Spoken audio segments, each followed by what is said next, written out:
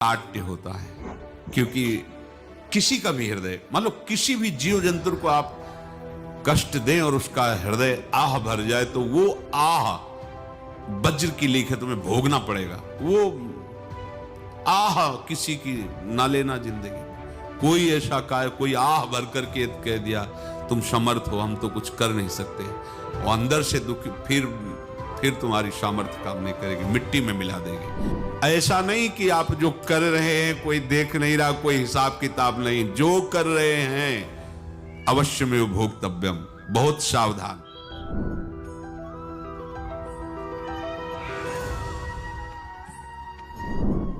जीव स्वयं नित्य निरंतर कर्मों के जाल को रच रहा है और अपने आप को बांध रहा है।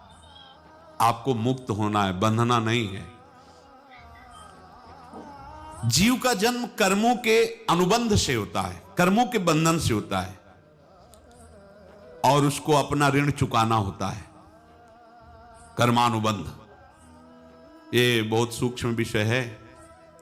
जैसे आप जिस परिवार में जन्म लिए हैं तो उस परिवार के लोगों से आपका ऋण है, इसलिए उसी परिवार में आप आए हैं, और ऋणानुबंध उसको बिना चुकाए या बिना वसूल किए आप वहां से जाएंगे नहीं।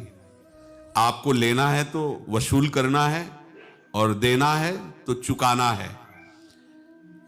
ये पूर्व के जन्मों से निश्चित किया गया है। जैसे किसी के यहां पुत्र हुआ, जन्म से ही पैसा खर्चा शुरू हुआ, जो बड़ा हुआ तो उद्दंडता के द्वारा मार पूरे परिवार को क्लेश पर क्लेश देता चला जा रहा है। ये तुम्हारे कर्म का फल है। या ऐसे शक्तिहीन बुद्धिहीन ऐसे पागल पूरे जीवन सेवा करो, तुमसे अपना हिसाब चुकाने के लिए वो आया है।